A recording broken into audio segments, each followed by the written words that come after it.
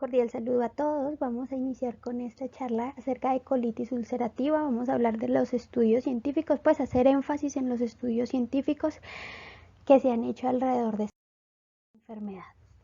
En cuanto a lo primero de lo que vamos a hablar es la definición. Entonces, la colitis ulcerativa o colitis ulcerosa es una enfermedad inflamatoria intestinal idiopática crónica y se caracteriza por una inflamación que es continua en la mucosa y que comienza en el recto y se va extendiendo de manera proximal. En cuanto a la epidemiología, tenemos este estudio que es de la carga global de enfermedad. Lo que hacen ellos es una revisión sistemática de varios estudios poblacionales y lo que encuentran es, en cuanto a incidencia de colitis ulcerativa, hay evidencia de una mayor incidencia en los países de Norteamérica y en algunos países de Europa Occidental, con tasas que fluctúan entre mayores de 7 hasta 71 casos por cada 100.000 personas durante los años que correspondieron a entre 1990 y 2016. Con respecto a la prevalencia, es muy parecida a la prevalencia.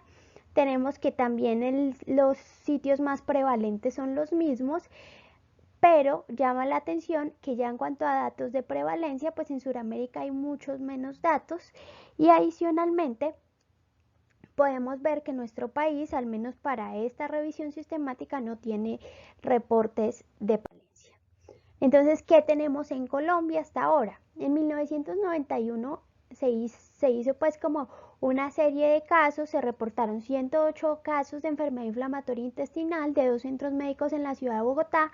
De esos, 98 casos correspondieron a colitis ulcerativa y 10 de esos casos correspondieron a enfermedad de Crohn. Posteriormente en Cartagena se hace también una serie de casos, se encuentran 20 pacientes con colitis ulcerativa, 6 pacientes con enfermedad de Crohn. En esta ciudad ya intentan hacer una aproximación a la prevalencia general de la enfermedad y dicen que para esta ciudad hay una prevalencia de más o menos 29 casos por cada 100.000 personas. En 2010 en Medellín intentan hacer una nueva aproximación, como pueden ver no son estudios muy grandes. Describen 202 pacientes vistos entre el año 2001 y el año 2009 y lo que encuentran es que el 80.7% de esos casos correspondían a colitis ulcerativa y el 15.8% correspondían a enfermedad de Crohn. Entonces, no tenemos unas estadísticas claras con respecto a la prevalencia, pero sí tenemos ciertas aproximaciones y lo que nos dice es que, como se observa en la literatura mundial, es mucho más frecuente la enfermedad de Crohn que la colitis ulcerativa. ¿Qué tenemos en nuestra clínica, en la Clínica Colombia? Entonces, ahí tenemos este estudio que fue publicado en la revista colombiana de gastroenterología el año pasado y lo que se encuentra es básicamente en cuanto a enfermedad inflamatoria intestinal, cuál es nuestro fenotipo y qué tratamiento reciben los pacientes en este hospital. El objetivo de este estudio era describir las características del fenotipo, el tipo de tratamiento administrado. Se incluyeron 165 pacientes que tenían diagnóstico de enfermedad inflamatoria intestinal. Esos pacientes consultaron en un periodo comprendido entre el 5 de julio del 2013 y el 31 de diciembre del 2016. Fue básicamente un estudio descriptivo basado en frecuencias y proporciones de enfermedad.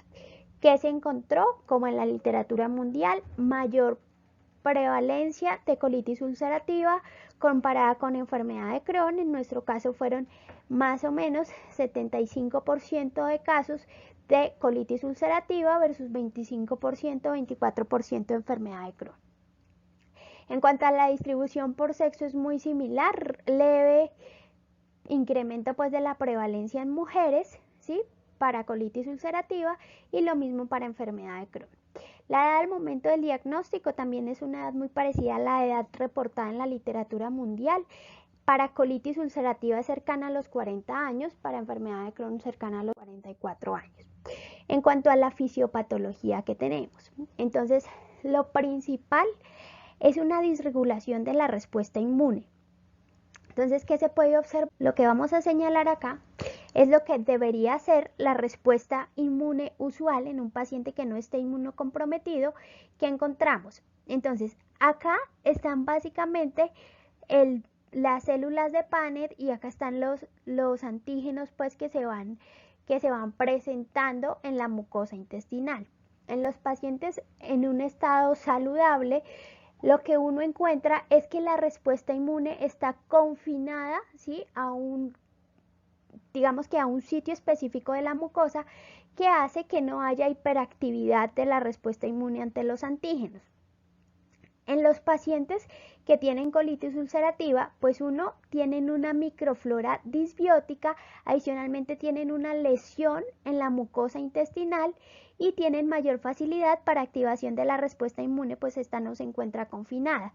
¿Qué se observa? Se observa incremento de la respuesta inflamatoria por macrófagos, por linfocitos T, predominio NK, y se encuentra mayor liberación de interleuquinas, principalmente interleuquina 9 e interleuquina 13.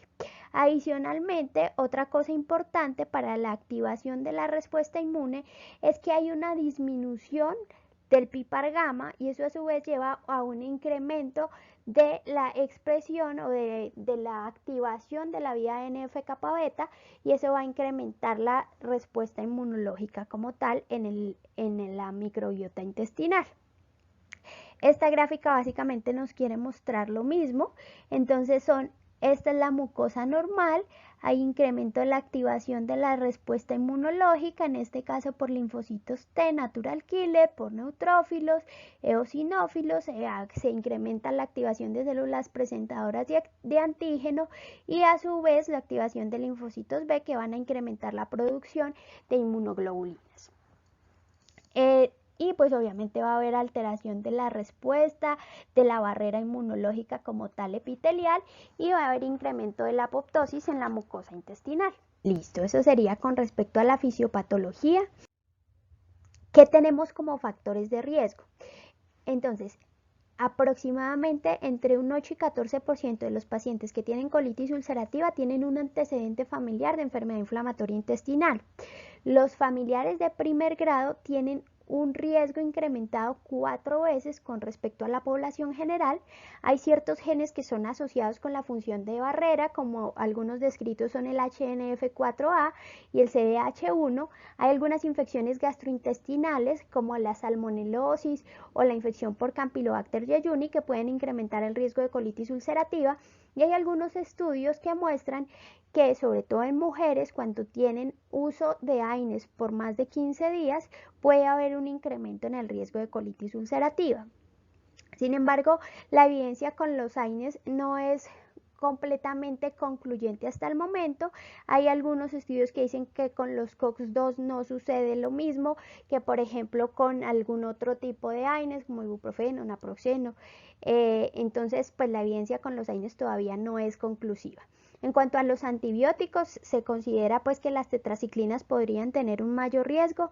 Lo mismo sucede con la isotretinoína. Hay algunos estudios que dicen que la isotretinoína sí incrementa el riesgo de colitis ulcerativa, y otros que dicen que no hay un cambio significativo en el riesgo comparado con la población general.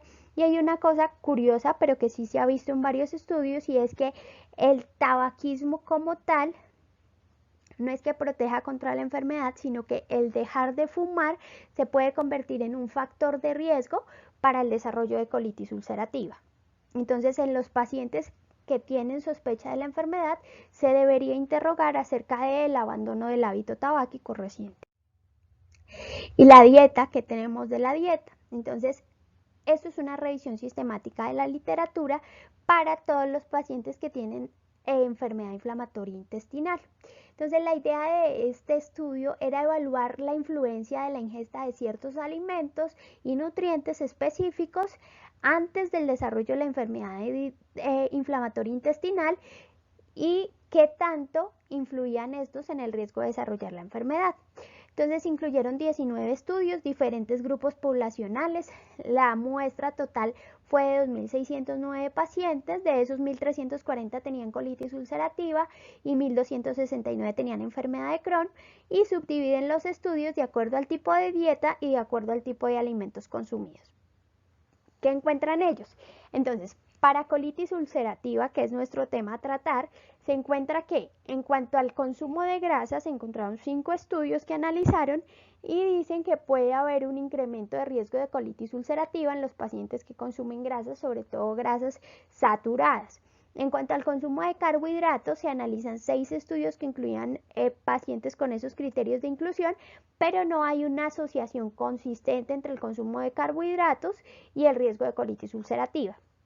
En cuanto a la alta ingesta de proteínas, no es clara la asociación. Sí se ha notado que el consumo de proteína vegetal claramente no tiene asociación, sin embargo, el consumo de proteína animal sí podría estar asociado con desarrollo de colitis ulcerativa, esto sobre todo con alta ingesta de proteínas. En cuanto al consumo de frutas, vegetales y fibra, algunos estudios dicen, el consumo de frutas no tiene una diferencia significativa. Obviamente es difícil analizar estos estudios porque pues no separan por los grupos de frutas, por cada tipo de fruta que se consume, por la cantidad de fibra que tiene cada fruta, sino que se hace un estudio como muy general y se encuentra que no hay una diferencia significativa en cuanto al desarrollo de colitis ulcerativa. La alta ingesta de vegetales sí ha mostrado una disminución del riesgo de colitis ulcerativa, como ustedes pueden ver con unos OR que varían entre 0,32 y 0,75, ninguno cruza el 1, o sea, podría considerarse como un factor protector para el desarrollo de colitis ulcerativa, y el consumo de fibra sí no mostró diferencias significativas. En cuanto al consumo de carnes, el consumo de carnes rojas sí ha mostrado incremento del riesgo de desarrollar colitis ulcerativa. El consumo de pescado no es claro el incremento del riesgo, y en cuanto al consumo de huevos y el consumo de leche, pues los huevos sí se ha mostrado que pueden tener un leve incremento del riesgo de colitis ulcerativa, pero el consumo de leche no hay diferencias estadísticamente significativas. Ahora, ¿cuáles son los signos y los síntomas de la enfermedad? Entonces, la enfermedad se puede manifestar como una diarrea sanguinolenta, pacientes con dolor abdominal, pueden presentar urgencia y tenesmo en algunas ocasiones, y pues raras ocasiones según algunas descripciones de la literatura, en otras descripciones pues un poco más frecuentemente se puede observar pérdida de peso y algunos síntomas sistémicos como fiebre. Generalmente la sintomatología comienza gradualmente y se va incrementando durante varias semanas. ¿Qué encontramos en cuanto a las manifestaciones? Entonces, dentro de las manifestaciones extraintestinales, podemos ver que afectan hasta el 25% de los pacientes con colitis ulcerativa. La manifestación extraintestinal más frecuente, más común, puede ser la artritis, ¿sí? Y esa artritis generalmente puede ser periférica o puede ser axial. En cuanto a la artritis tipo 1, la artritis tipo 1 se caracteriza por un curso agudo. Generalmente tienen dolor pauciarticular, compromiso en menos de 6 articulaciones, y generalmente el paciente presenta el episodio inflamatorio articular cuando se activa la colitis.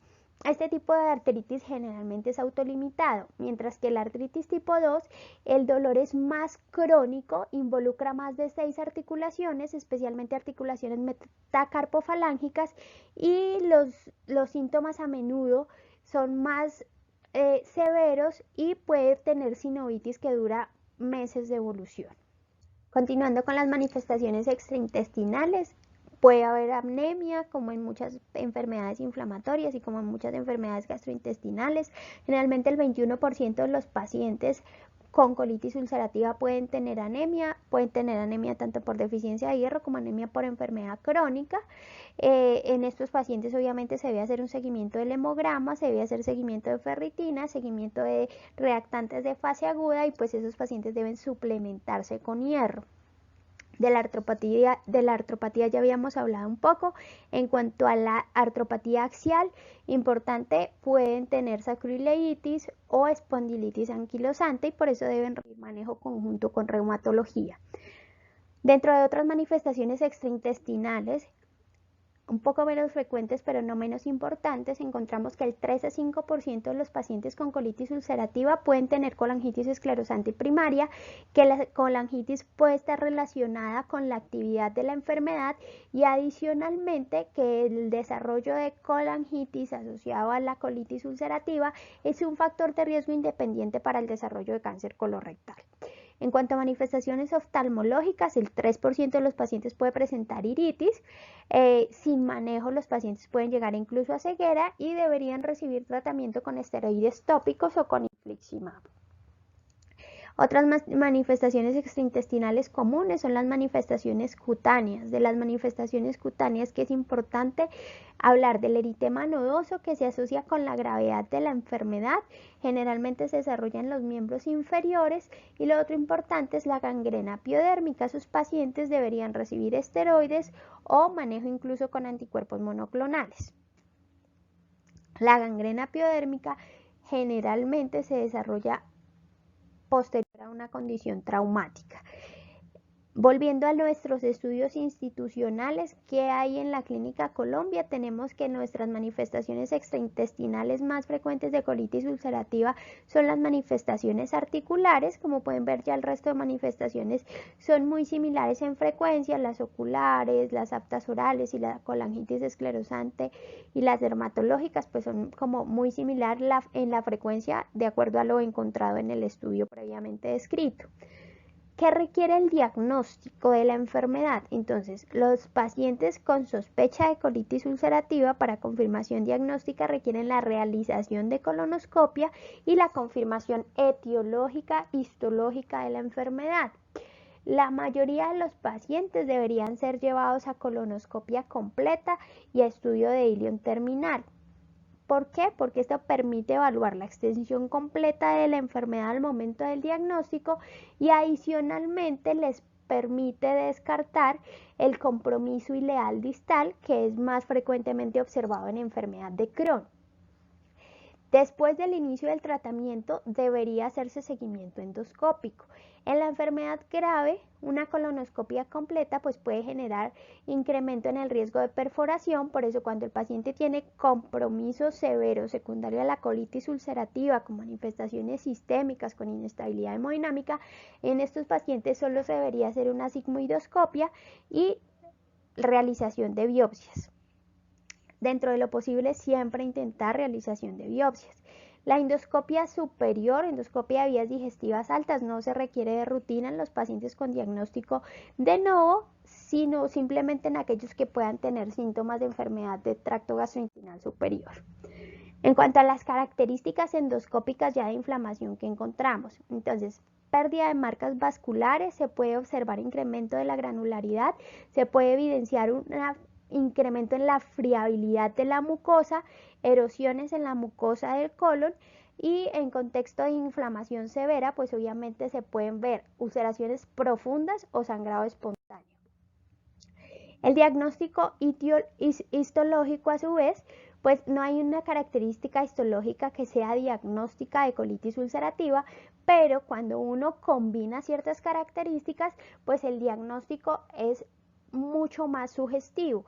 ¿Qué características son las que se deberían combinar para incrementar el riesgo, la sospecha en un contexto clínico correcto? Entonces, plasmocitosis basal, atrofia difusa de las criptas o distorsión de las mismas, irregularidad de la superficie vellosa y depresión del moco en la mucosa intestinal, válgame la redundancia, sugieren un diagnóstico en el contexto. Bueno, entonces la calprotectina fecal.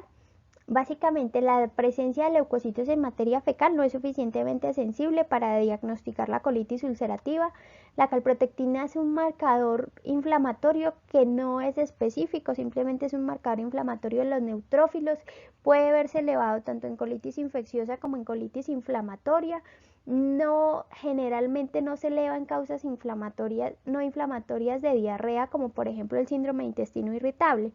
Y varios estudios sí han mostrado una utilidad en diferenciar entre el síndrome de intestino irritable y la enfermedad inflamatoria intestinal. Los umbrales de calprotectina fetal no están muy claros. Algunos estudios dicen que umbrales superiores a 50, otros a 250, varían más o menos de 6 a 280 microgramos por gramo de materia fecal. La sensibilidad y la especificidad varían entre 88 y 79%.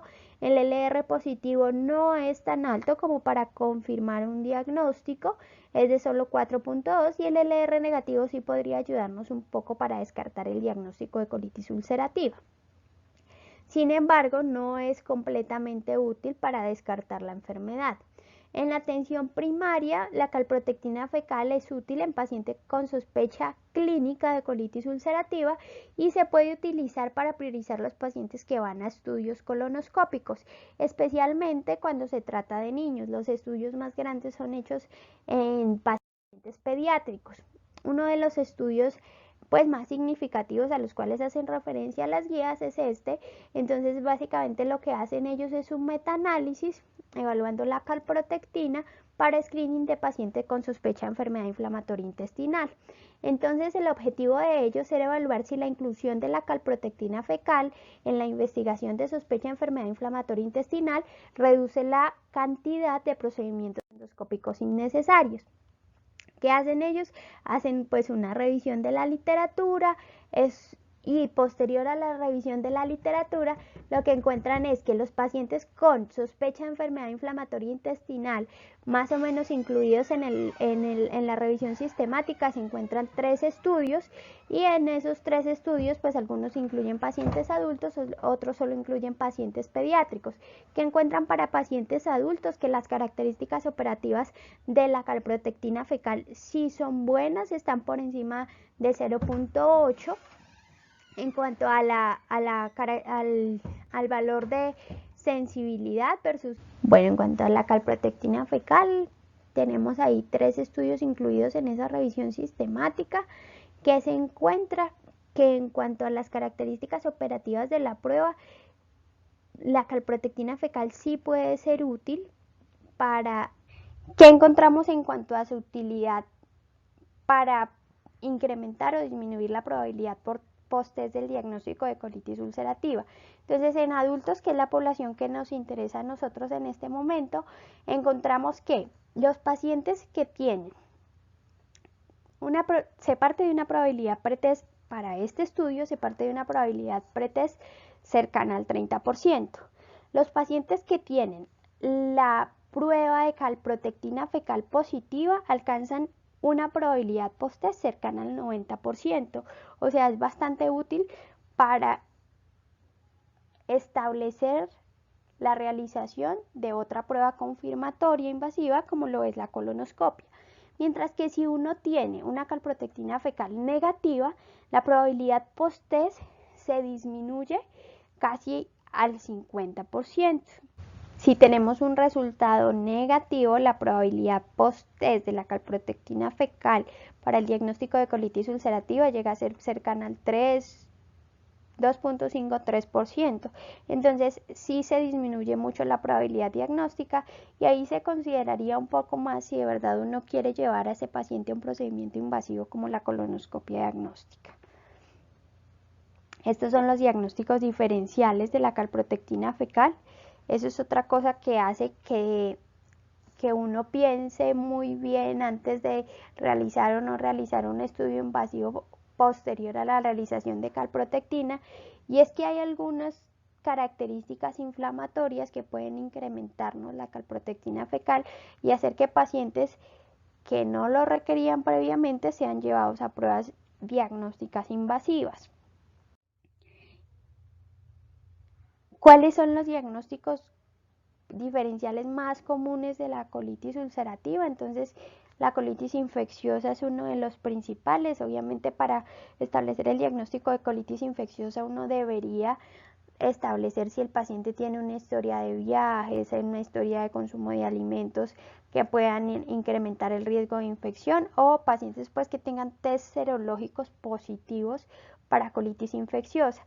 Lo otro son infestaciones por parásitos, la colitis por enfermedad de Crohn, colitis indeterminadas, diverticulitis, colitis microscópicas, que ya son un poco más raras, las colitis eosinofílicas, colitis por radiación, sobre todo en nuestro medio donde hay una alta prevalencia de pacientes oncológicos que reciben radioterapia.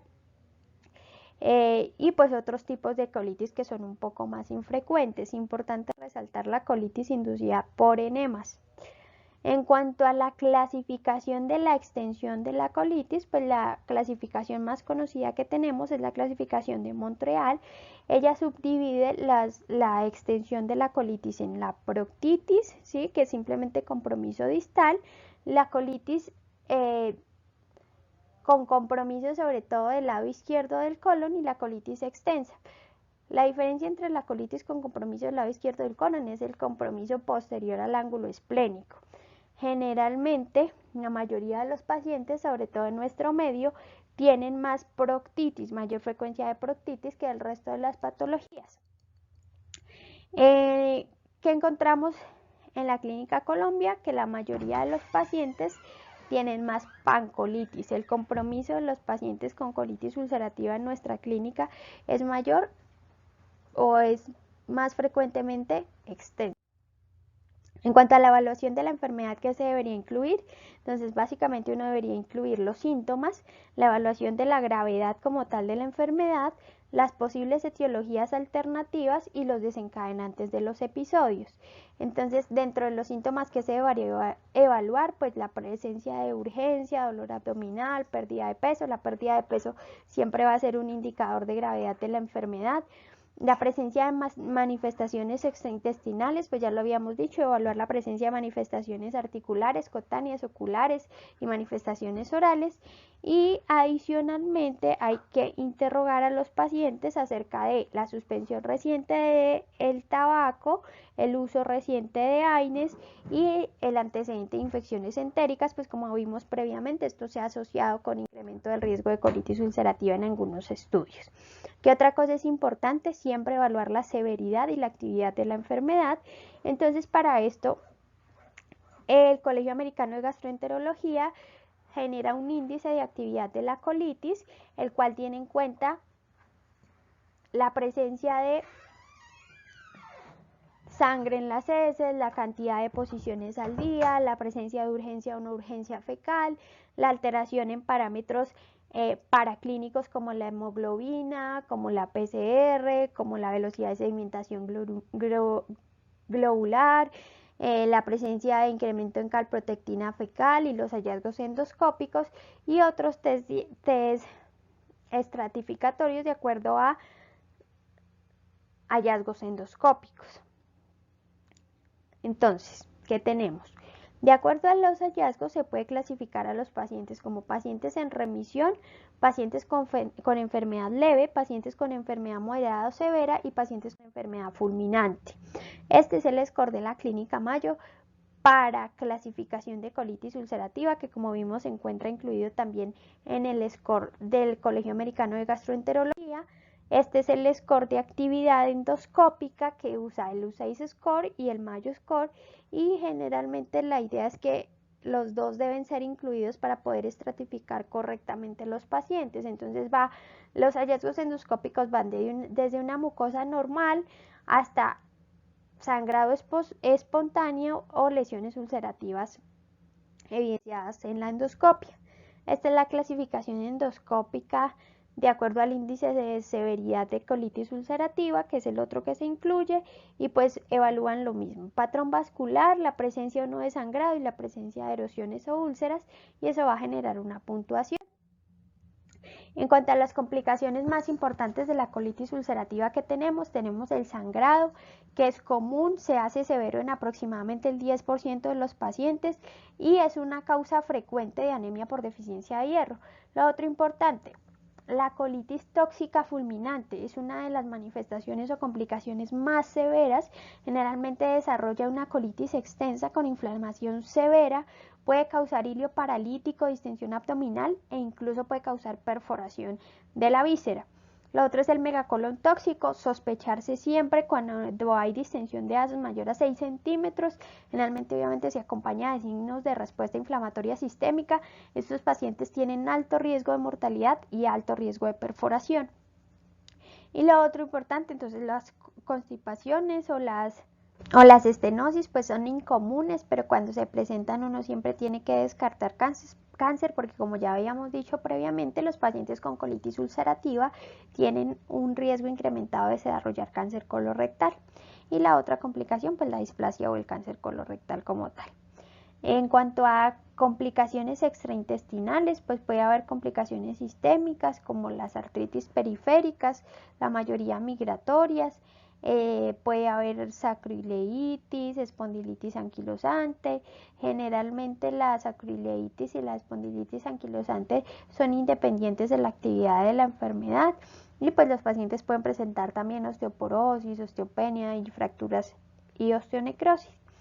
Complicaciones cutáneas ya las habíamos hablado, eritema nodoso, pioderma gangrenoso, y el resto de las complicaciones pues ya las habíamos hablado en las manifestaciones extraintestinales.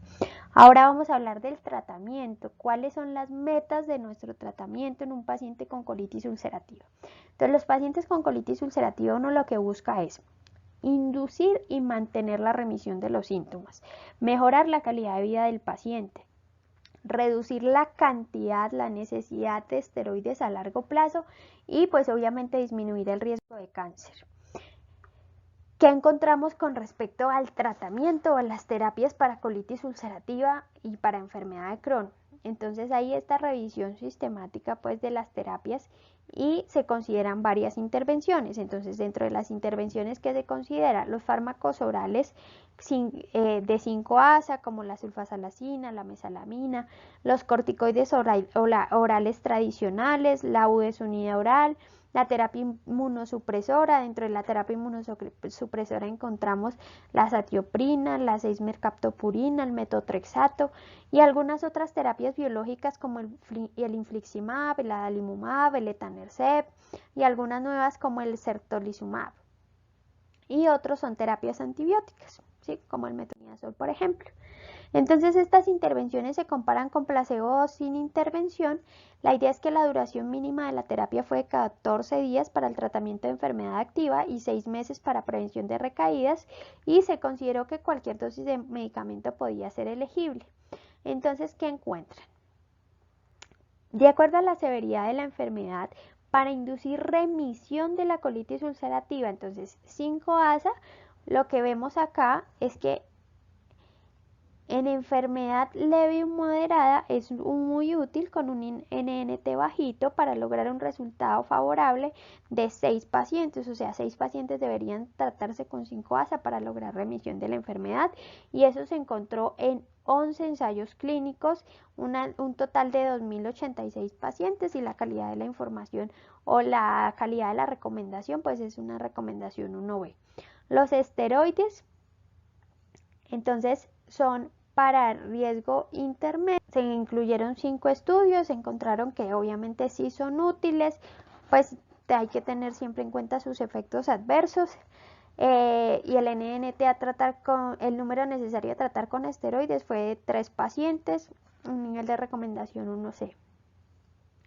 En cuanto a la azatioprina y al metotrexate, pues no está muy claro en qué caso se debería utilizar. Es un poco más pequeño el número de pacientes incluidos, y por eso no es posible establecer una recomendación pues del número, ni el número necesario a tratar, ni una calidad de recomendación alta para el tratamiento con estos medicamentos. ¿Qué es importante? Pacientes con patología severa hospitalizados, pacientes con patología moderada severa, sí se debería realizar la aplicación de ciclosporinas, infliximab, incluso se podría pensar en el tratamiento con antibióticos si los números necesarios a tratar no son muy elevados. En cuanto a la terapia para colitis ulcerativa quiescente para prevenir recaídas, pues también encontramos lo mismo: recomendación de 5-ASA, recomendación de azatioprina, la recomendación de metotrexato, de agentes biológicos y de antibióticos para el caso de este estudio pues no es muy elevada por la calidad de los estudios realizados, son muy pequeños, incluso en algunos casos no hay estudios. Entonces, en cuanto a remisión y para prevenir recaída, se podría recomendar la 5-ASA y la azatioprina pues con la evidencia que hay hasta el momento. Entonces, este es como un resumen de los tratamientos dirigidos de acuerdo a la fisiopatología de la enfermedad. Entonces, ¿qué encontramos? Si uno quiere bloquear la actividad de los macrófagos y de las células T efectoras, pues se podría utilizar un bloqueador del factor de necrosis tumoral alfa. En este caso, pues se podría usar infliximab o adalimumab. Si uno quiere bloquear la actividad de las T-gel, pero bloquear la actividad de la interleuquina 2, puede utilizar tacrolimus. Si uno quiere bloquear el receptor de interleuquinas, pues podría utilizar basilizumab o daclizumab. En los pacientes en los cuales uno quiera bloquear el T-helper efector, pues uno debería bloquear la fosfodiesterasa. En este caso se recomienda el tratamiento con tetomil para bloqueo pues del PPAR gamma, que como ya habíamos visto previamente en la fisiopatología es uno de los pilares fundamentales. Pues se podría incluso pensar en el uso de rosiglitazona, que pues es un medicamento previamente conocido, con las precauciones de las complicaciones que tiene a nivel de incremento del riesgo de eventos cardiovasculares. Y el resto pues son terapias que están en estudio, pero que han mostrado que podrían ser útiles, como el natalizumab o el vedolizumab, que han mostrado alguna utilidad en el tratamiento de la patología. Entonces, ya resumiendo el tratamiento, ¿qué podríamos hacer? Los pacientes que tienen colitis ulcerativa leve a moderada y que tienen solo proctitis deberían recibir tratamiento con 5-ASA de 1 a 4 gramos y sobre todo pues 5-ASA tópico. Los pacientes que tienen compromiso extenso, compromiso incluso al lado izquierdo del colon, pues deberían recibir tanto tratamiento tópico como tratamiento oral con 5-ASA, ¿sí? Y sobre todo, si el compromiso es moderado, deben recibirse manejo conjunto. Posterior al inicio del tratamiento, uno debería darle a las 4 u 8 semanas una evaluación al paciente. Si el paciente tiene una evolución satisfactoria, uno podría continuar con el 5-ASA oral o con el 5-ASA tópico para mantenimiento, y siempre se debe reevaluar para remisión a las 6 o a 12 meses de inicio del tratamiento efectivo. Si el paciente no mejora después de las 4 a 8 semanas, uno podría incrementar la dosis y adicionar esteroide tópico. Nuevamente se evalúa la respuesta a las 4 a 8 semanas. Si tiene una adecuada respuesta, entonces continúa el 5-ASA y que puede ser oral más 5-ASA tópico, y se debe reevaluar otra vez el paciente para ver si presentó remisión a las 6 o 12 meses. Si el paciente no presenta mejoría, con la adición de 5-ASA tópico más 5-ASA oral más esteroide, uno debería comenzar dosis en bolo o dosis de carga de esteroides orales, 40 a 60 miligramos de prednisolona o su equivalente, o debería empezar tratamiento con budesonida y reevaluar respuesta de acuerdo a lo que se obtenga. Si uno tiene respuesta, pues puede continuar 5-ASA, puede comenzar un biológico, puede comenzar manejo con algún otro inmunomodulador. Y si el paciente de verdad no presenta mejoría con la titulación con esteroides, pues debería considerarse ya como una colitis ulcerativa moderada severa y ya debería cambiarse el algoritmo. Este es el algoritmo para colitis ulcerativa moderada severa. Esos pacientes desde el inicio deberían ir en tratamiento con corticosteroides orales de 40 a 60 miligramos de prednisolona por día. De acuerdo a la respuesta, si el paciente responde al tratamiento, uno optimiza con terapia oral con 5-ASA más terapia tópica. Puede iniciarle tratamiento con tiopurina o puede considerarse el inicio de terapia biológica con anti-TNF o con vedolizumab. Si hay remisión a los 6 meses, uno puede continuar la terapia y reevaluar a los 6 o 12 meses para ver si hay remisión de la enfermedad. Pero si no hay remisión, entonces uno debería ir titulando e ir jugando con los diferentes grupos farmacológicos. Puede iniciar tiopurina biológico, puede iniciar anti-TNF, puede iniciar vedolizumab o pues cualquier anti-TNF. Si no mejoran, uno debería intercambiar las drogas, obviamente previa verificación de la utilidad de las mismas para el paciente. Si el paciente de verdad no tiene respuesta a los esteroides orales, pues uno debería considerar la administración de esteroides sistémicos. Si no hay respuesta al esteroide sistémico, considerar terapia biológica. Si no hay mejoría con terapia biológica, se debe considerar el manejo quirúrgico adicional al manejo biológico. Esta es una tabla que, si bien es una tabla densa, puede ser una tabla que nos va a ser útil con respecto a la disponibilidad de los medicamentos. Como pueden ver, acá están todos los grupos farmacológicos con los cuales uno puede manejar una colitis ulcerativa. Obviamente hay algunas deficiencias en cuanto a los biológicos, pero estas son la mayoría de los medicamentos utilizados. Encontramos aquí cuáles son las dosis de inducción, cuáles son las dosis de mantenimiento y ¿qué debería esperar uno como evento adverso de los medicamentos? Entonces, en el caso de los aminosalicilatos, que son lo más frecuente, uno que debería esperar, que los pacientes pueden presentar diarrea, náuseas, cefalea, que pueden presentar un incremento paradójico de los síntomas, que pueden presentar nefritis intersticial, anemias hemolíticas, leucopenia o hepatitis. Entonces, siempre hay que tener especial cuidado con realizar un seguimiento de la función renal, seguimiento de la función hepática y seguimiento de un hemograma en los pacientes que se encuentran en tratamiento con 5-ASA. ¿Qué mensajes tenemos para llevar a casa? En nuestro medio sí hay colitis ulcerativa, no es una enfermedad tan infrecuente como creemos. Se deberían hacer mayores esfuerzos para el conocimiento de la epidemiología local, pues como vemos simplemente hay series de casos, pero no tenemos una clara información acerca de nuestra epidemiología, de nuestra prevalencia y nuestra incidencia de enfermedad. El pilar diagnóstico son los estudios de colonoscopia y los hallazgos histológicos. Otra cosa importante, la enfermedad tiene un fuerte componente inmunológico, el cual será el pilar del tratamiento. Como ya vimos, si bien hay varias dianas terapéuticas, la mayoría se enfocan en bloquear la respuesta inmunológica que está incontrolada, y el tratamiento siempre se debe realizar de manera escalonada de acuerdo a la severidad de la enfermedad.